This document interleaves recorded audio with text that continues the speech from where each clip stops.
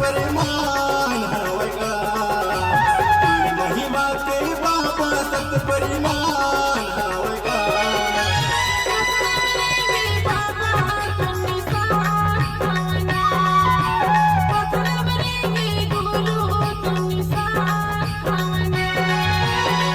महिमा के बाबा सत परिमाण हवगा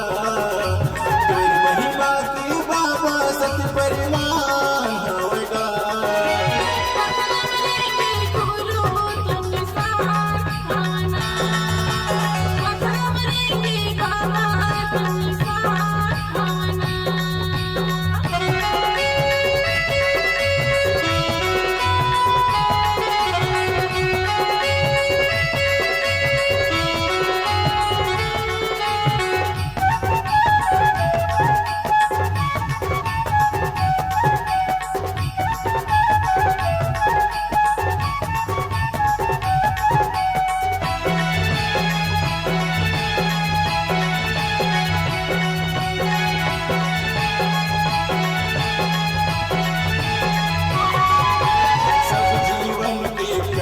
अमृत कौन बनाए बाबा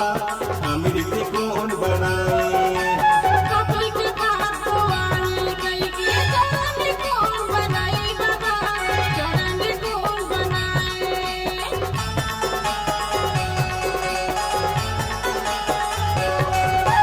सब जीवन के प्यास बुझाए अमृत कौन बनाए बाबा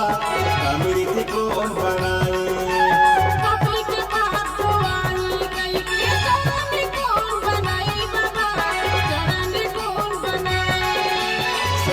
नाम के लाया जग खाम गाएगा सत्य नाम के लाया जग खाम गाएगा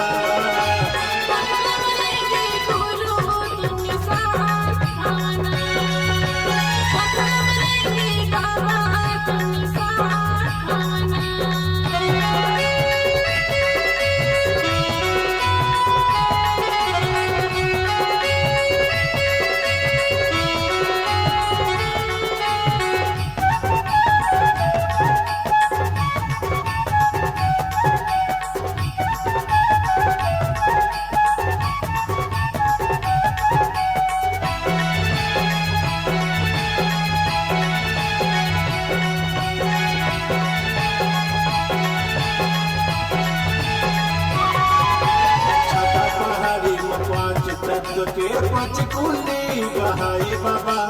पचकुंडी बहाए हमारे ऊपर जाके बाबा सबके ध्यान लगाए बाबा सबके ध्यान लगाए